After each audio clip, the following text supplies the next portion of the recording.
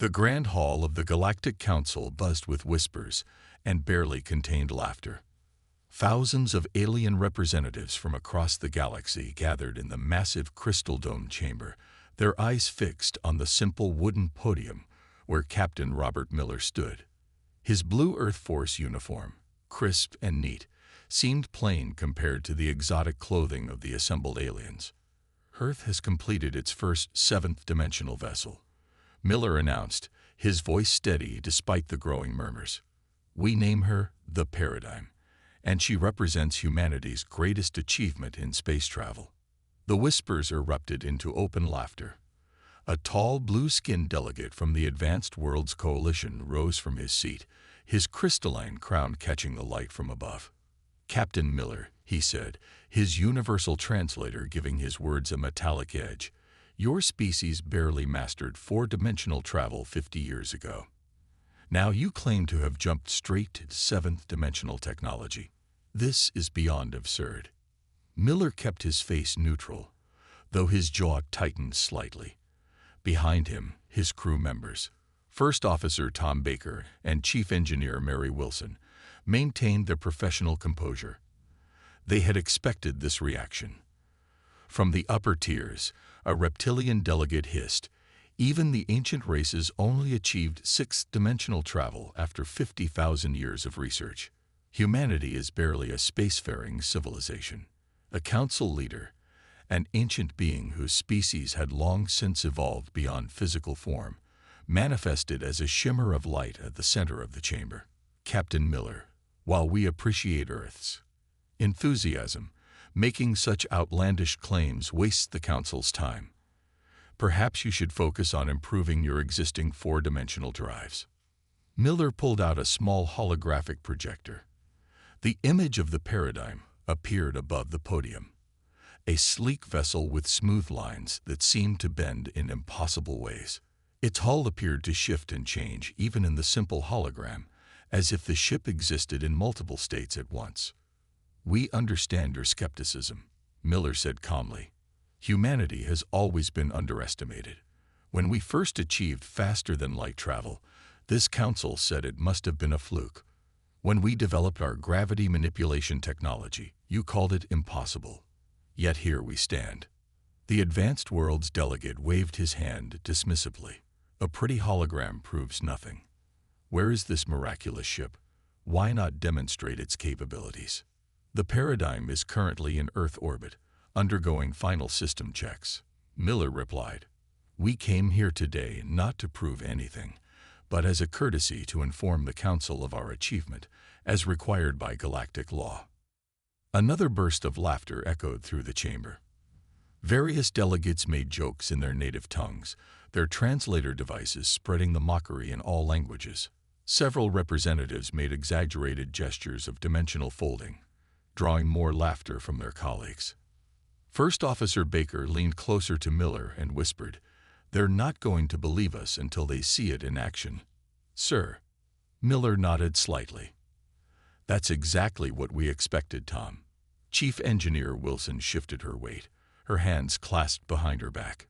She had spent 5 years helping to build the Paradigm, and these aliens' dismissal of her work made her blood boil. But she remembered what Dr. Reed had told them. Let them laugh. The laws of physics don't care about their opinions. The council leader's light form pulsed with what seemed like amusement. Very well, Captain Miller. We have recorded Earth's claim, though I suggest you prepare a statement retracting this when reality becomes apparent to your scientists. You are dismissed. As Miller and his crew turned to leave, the laughter followed them down the grand corridor. The massive doors of the council chamber closed behind them with a resonant boom, cutting off the sound of mockery. In the privacy of their shuttle, Baker finally spoke up. Well, that went exactly as predicted. Miller smiled for the first time since they'd arrived. Indeed it did. Send word to command. Operation Humility is proceeding as planned. Let's head home. We have a ship to launch. As their shuttle broke orbit from the council world, none of the still laughing delegates noticed how it seemed to flicker slightly, as if it wasn't quite fully in their dimension. The real demonstration would come soon enough, and then the laughter would stop. 5 years earlier, in the hidden labs beneath Earth's lunar base Alpha, Dr. Alice Reed stared at her coffee cup. She had been awake for 36 hours straight, but she couldn't sleep. Not now. Not when she was so close to the answer. The coffee in her cup rippled, creating perfect circles that spread outward. Her tired mind saw something in those ripples, something that had been staring her in the face for years. "Computer," she called out, her voice cracking from lack of use. "Show me the alien dimensional drive designs again. All of them. 4-dimensional through 6-dimensional. The lad's holographic display filled with the technical specifications Earth had gathered from their galactic neighbors. Beautiful, complex machines that bent space-time in increasingly complicated ways. "Now show me a ripple in a pond," she said. The computer added the image. Dr. Reed stood up, walking through the holograms. "Every species in the galaxy tries to force their way through dimensions. Push, push, push. But what if?" She grabbed her tablet and started drawing frantically. "What if we stop pushing and start folding?" The next morning, she burst into Project Director Jack Stone's office, her gray hair wild and eyes bright with excitement. "The aliens are wrong," she announced, dropping a stack of papers on his desk. "They're all wrong." Stone, a patient man who had worked with brilliant scientists for 30 years, calmly picked up the papers. "Wrong about what, Alice?" "Dimensional travel. They treat dimensions like walls to break through. But dimensions are more like fabric. You don't break fabric, you fold it." She spread out her diagrams. They showed something that looked deceptively simple, a ship design that didn't try to punch through dimensional barriers, but instead worked with them, folding space like origami. Stone studied the drawings. After 20 minutes of silence, he looked up. "If this works." "It will work," Reed interrupted. "The math is solid. We've been copying alien technology, trying to match their brute force approach. But humans are different. We look for shortcuts, workarounds, elegant solutions." 3 months later, they built the first prototype, a small probe the size of a tennis ball. In a heavily shielded test chamber, they activated it. The probe didn't vanish with a flash like alien dimensional drives. Instead, it seemed to gracefully slip sideways out of reality, like a drop of water sliding down a window pane. When it reappeared 10 seconds later, it had aged 3 years. "It worked," Reed whispered, tears in her eyes. It actually worked. The next 2 years were a blur of activity. The lunar base expanded, hidden from prying alien eyes. Teams of Earth's best engineers and scientists worked around the clock, scaling up Reed's design. They faced countless challenges. The first full-sized test ship twisted itself into an impossible shape and vanished forever. The second test nearly created a black hole. But with each failure, they learned. "The problem isn't the technology," Reed explained to the project team after their third major setback. "It's our minds. We're 3-dimensional beings trying to work with 7 dimensions. We need to think differently." They developed new mathematics, new ways of visualizing space and time. They created training programs to help crew members understand how to navigate in impossible geometries. The breakthrough came when they stopped trying to control all 7 dimensions at once. Instead, they designed systems that could fold through them gradually, like descending a staircase rather than jumping from the roof. Finally, after 5 years of secret work, the paradigm took shape in the hidden shipyards of Lunar Base Alpha. Its hull was designed to exist partially in multiple dimensions at once, giving it a strange, shifting appearance that hurt the eyes if you looked at it too long. When Captain Miller and his crew first boarded for training, Reed gave them one final briefing. "Remember," she said, "the aliens laugh because they think they know everything about dimensional travel. They've spent thousands of years doing it the hard way, and they can't imagine there might be an easier way." She smiled, touching the ship's hull gently. "But sometimes the simplest solution is the best. They punch through walls. We just fold space and slip through the gaps they never noticed. Miller nodded, understanding in his eyes. And when they see what we've built.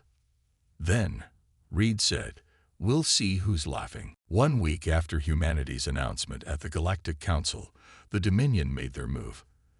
Their massive fleet appeared at the edge of the solar system, their ships emerging from fourth-dimensional space in a display of brute force that sent shockwaves through the fabric of reality. Admiral John Black stood in Earth's Defense Command Center, watching as red dots filled the main screen. Each dot represented a Dominion warship. There were thousands. "Message incoming from the Dominion fleet," announced the communications officer. The main screen flickered, showing the face of Supreme Commander Ward of the Dominion. His metallic skin reflected the harsh lights of his bridge, and his 4 eyes blinked in sequence, a sign of amusement in his species. "People of Earth," Ward's voice boomed through the speakers. "Your recent claims of dimensional advancement have forced our hand. The Dominion cannot allow a primitive species to possess technology they cannot possibly understand or control." Admiral Black straightened his uniform. "Supreme Commander, we have broken no laws. Earth has the right to develop its own technology." Ward's laughter echoed through the command center. "Rights? You speak of rights. The strong make the rules, Admiral. The weak follow them.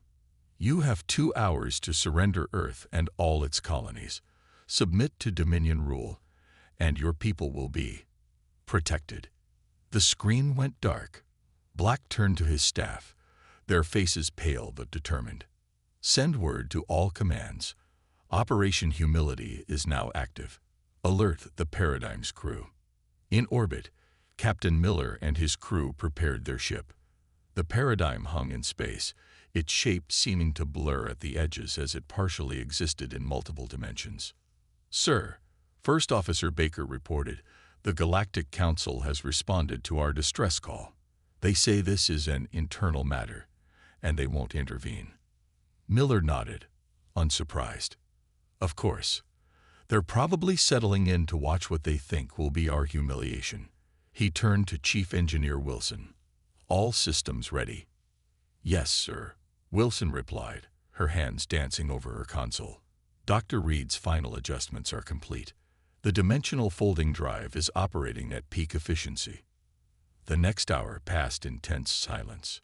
The Dominion fleet spread out, forming a net around the solar system. Their ships were beautiful in a terrifying way, massive constructions of living metal that could tear through dimensional barriers by sheer power. "Message from Earth Command," Baker announced. "All civilian ships have reached safety. Ground defenses are ready. We are authorized to proceed." Miller took a deep breath. "Send our response to the Dominion." Just 3 words. "We respectfully decline." On his flagship, Supreme Commander Ward received Earth's message. His metallic face twisted in rage. "So be it. All ships, battle formations. Show these primitives the price of defiance." The Dominion fleet surged forward, their fourth-dimensional drives activating. Space itself seemed to scream as thousands of ships tore their way through reality. In Earth's Defense Command, Admiral Black watched the approaching fleet. A junior officer whispered, "How can one ship stand against so many?" Black smiled slightly. "Numbers mean nothing when you're fighting in the wrong dimension. The Paradigm isn't just our newest ship. It's humanity's proof that brute force isn't the answer to everything." On the Paradigm's bridge, Miller addressed his crew. "Everything we've trained for comes down to this moment. The Dominion thinks they're invincible because they've never faced anything like us. They laugh at our claims of seventh-dimensional technology because they can't imagine anyone finding a different path than theirs." He touched the command chair's arm, feeling the slight vibration of the ship's systems. "Today, we show them why humanity has survived every challenge we faced. Not because we're stronger, but because we think differently. We find another way." The Dominion fleet was halfway to Earth now. Their energy weapons began charging, visible as points of light across their hulls. "All hands," Miller called. "Prepare for dimensional shift. Let's show them what the paradigm can really do. As the Dominion fleet approached their firing range, Supreme Commander Ward gave his final order: erase them from existence. But just as the Dominion weapons prepared to fire, the paradigm began to change, not with a flash or a bang, but with a gentle ripple that spread across space itself, like a stone dropped in a cosmic pond. The real battle was about to begin. Supreme Commander Ward watched with satisfaction as his fleet's first volley of energy weapons streaked toward the paradigm. Thousands of beams of destructive force, enough to vaporize a small moon, converged on the single Earth vessel. But something impossible happened. The beams passed through empty space. The paradigm wasn't there anymore, or rather it was there, but also wasn't there, like a reflection in moving water, present and absent at the same time. What trickery is this? Ward demanded, his metallic skin rippling with anger. Find that ship. On the paradigm's bridge, Captain Miller stood calmly as reality shifted around them. The ship hadn't moved in the conventional sense. Instead, it had partially folded itself through higher dimensions, existing in multiple states simultaneously. Status report, Miller ordered. Chief Engineer Wilson checked her readings. Dimensional fold holding steady, sir. We're currently existing across dimensions 4 through 7. Their weapons are passing through the gaps between our dimensional states. First Officer Baker watched the enemy fleet through the view screen, which showed multiple overlapping views of reality. Sir, they're trying to track us, but their sensors can only scan up to the 6th dimension. We're practically invisible to them. The Dominion fleet's confusion was visible in their movements. Ships began firing randomly, hoping to hit the enemy they couldn't properly see. Their sophisticated targeting systems were useless against a vessel that didn't fully exist in their dimensional frame of reference. In Earth's Defense Command, Admiral Black allowed himself a small smile as he watched the scene unfold. The gathered officers stared in awe as the paradigm seemed to flicker and dance between realities, making the mighty Dominion fleet look clumsy and slow. Sir, a sensor operator called out, the Galactic Council has dispatched observation vessels. They're watching everything. Good, Black replied. Let them see what humanity can really do. Back on the paradigm, Miller decided it was time for the next phase. Mr. Baker, prepare for offensive maneuvers. Dr. Reed's special trick, if you please. Baker nodded, entering commands into his console. The ship began to shift in a new way, its dimensional state changing in a pattern that Dr. Reed had described as dimensional origami. The paradigm appeared to split into multiple versions of itself, each one existing in a slightly different dimensional plane. To the Dominion sensors, it looked like the ship was multiplying, but that wasn't quite right. It was the same ship, existing at different dimensional coordinates simultaneously. Impossible. Supreme Commander Ward roared as his sensors showed the paradigm appearing in 12 different locations at once. No species can maintain multiple dimensional states, the energy requirements alone. But Ward's scientific understanding, based on the brute force approach to dimensional travel, couldn't comprehend what he was seeing. The paradigm wasn't fighting against dimensional barriers. It was working with them, folding through them like a sheet of paper folding through space. In the hidden observation room of the Galactic Council, the same delegates who had laughed at humanity's claims watched in stunned silence. The Advanced Worlds Coalition representative dropped his crystalline crown, letting it shatter on the floor. How? He whispered. How did they solve in decades what we couldn't solve in millennia? The paradigm continued its dance through dimensions, each movement demonstrating mastery over spaces that other races had only theorized about. When Dominion ships tried to follow, their powerful engines straining to tear through dimensional barriers, the paradigm simply slipped between the cracks in reality they didn't even know existed. Sir, Wilson reported, their fleet is in disarray. Their formation is breaking down as they try to track our dimensional shifts. They've never faced an enemy they couldn't target properly. Miller nodded. Humanity has always adapted to fight enemies stronger than ourselves. We learned long ago that when you can't match your opponent's strength, you change the rules of the game. The paradigm's demonstration had achieved its first goal. The laughter had stopped. Now, across the galaxy, every species watching the battle was beginning to understand. Humanity hadn't just built a new ship. They had discovered a completely new way of moving through reality. As Supreme Commander Ward watched his mighty fleet flail helplessly at the ghost-like Earth vessel, he realized with growing horror that this wasn't just a battle. This was a revolution. Supreme Commander Ward's rage had turned to fear. For the first time in his 300-year military career, he faced an enemy he couldn't understand. The paradigm wasn't just avoiding his fleet's attacks. It was making them look foolish. All ships switched to dimensional burst weapons. Ward commanded, "Fill every layer of space with firepower. They can't dodge everything." The Dominion fleet responded, their ships releasing waves of energy designed to ripple through multiple dimensions. Space lit up with deadly rainbow-colored bursts that twisted through reality itself. On the Paradigm's bridge, Captain Miller watched the incoming attack with calm interest. "Impressive display," he said. "Chief Wilson, how many dimensions are they hitting?"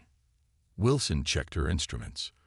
"Their bursts are affecting dimensions 3 through 6, sir, but we're operating primarily in 7th-dimensional space now." "Like throwing rocks at a shadow," Baker added with a slight smile. Miller nodded. "Time to show them what 7th-dimensional combat really means. Weapons free." The Paradigm's weapons weren't the massive energy cannons or dimensional burst generators that other species used. Instead, small ports along the hull opened, releasing what looked like tiny drops of liquid metal. "Dimensional seeds deployed," Wilson reported, beginning the fold sequence. Each seed represented a point where the Paradigm could fold space. As they spread out among the Dominion fleet, the ship's 7th-dimensional drive activated. Reality began to bend. From the Dominion's perspective, space itself seemed to ripple and twist. Ships that had been kilometers apart suddenly found themselves occupying the same coordinates in the 3rd dimension, but separated by dimensional barriers they couldn't breach. Impossible. Ward watched as his perfectly organized fleet formation dissolved into chaos. All ships retreat to standard space. But retreat wasn't simple when space itself wouldn't cooperate. The dimensional seeds had created a complex web of folded space, turning the battlefield into a maze that only the Paradigm could properly navigate. In Earth's Defense Command, Admiral Black received a message from the Galactic Council. "Sir," a communications officer reported, "they're demanding to know what's happening. Their sensors can't make sense of the battlefield." "Send them the technical data Dr. Reed prepared," Black replied. It's time they understood what humanity has actually achieved. The Paradigm continued its work, using the dimensional seeds to restructure space around the Dominion fleet. Ships that tried to fire found their weapons hitting their own allies. The energy beams curved through folded dimensions. Vessels attempting to retreat often found themselves moving deeper into the trap instead. "Sir," Baker reported, 30% of the Dominion fleet has collided with ships from other dimensional layers. Another 40% are trapped in spatial folds they can't escape. Miller watched as the mighty Dominion fleet fell apart, not through destructive force, but through their inability to cope with space that didn't behave the way they thought it should.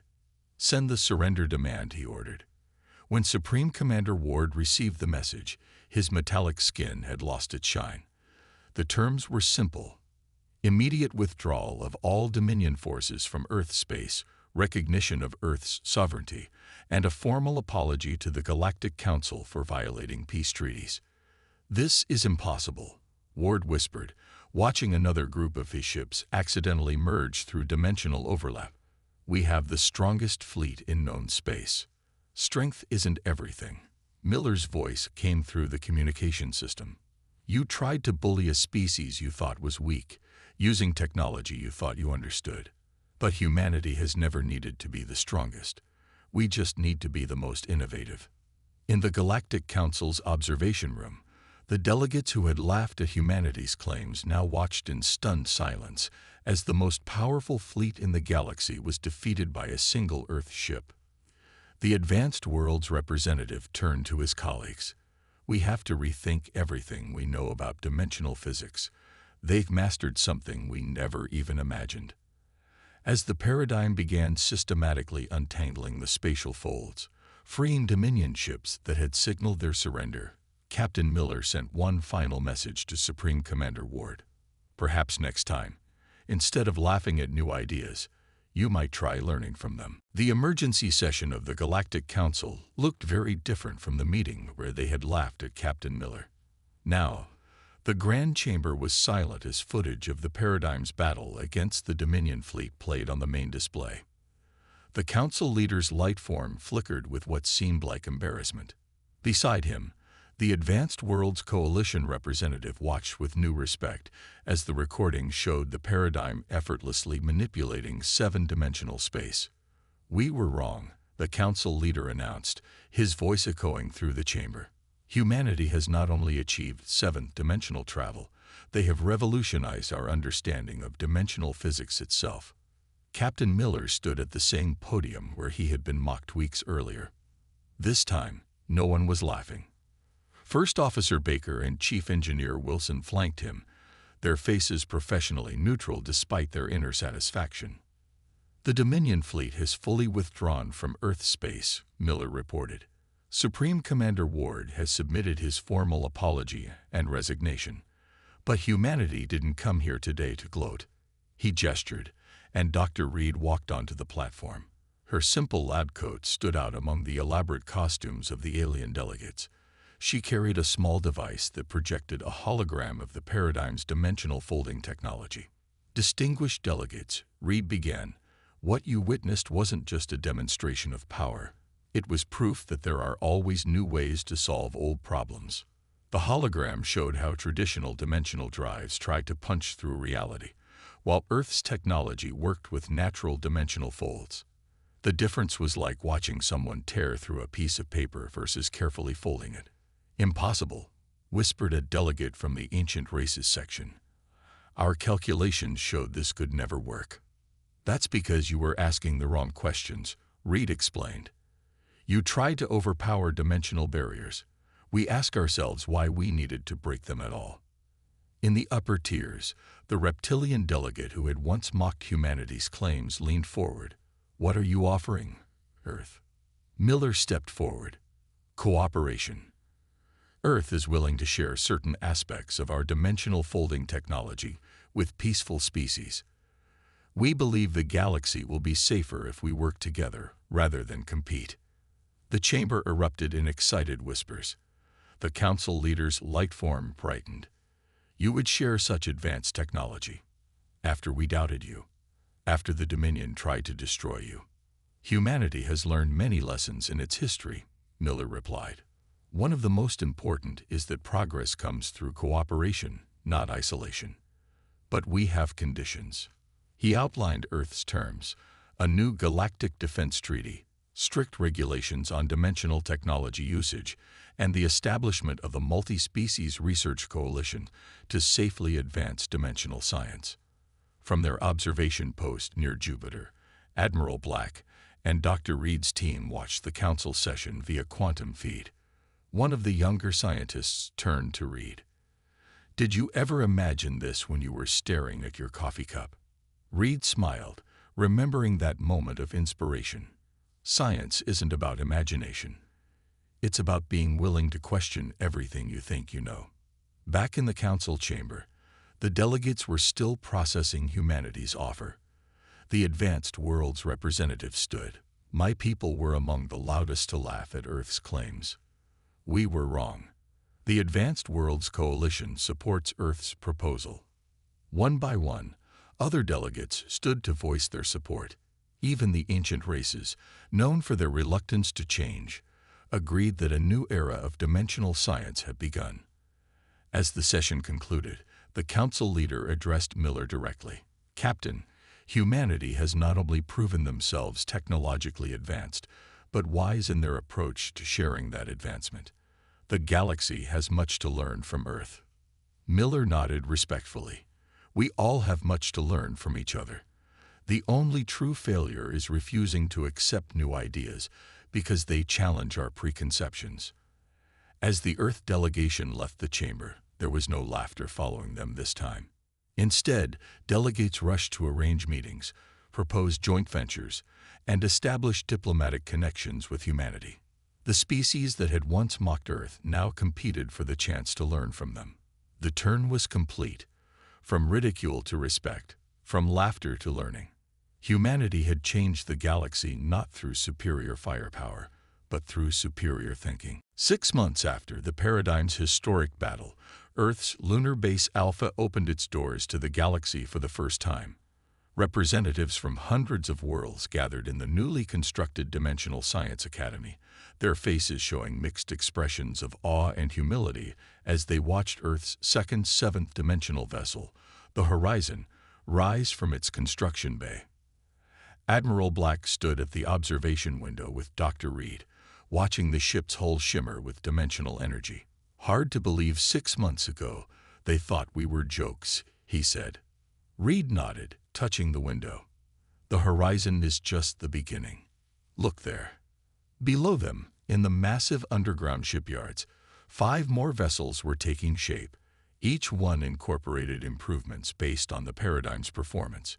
But more importantly, each was being built with the help of alien engineers who had embraced Earth's revolutionary approach to dimensional physics.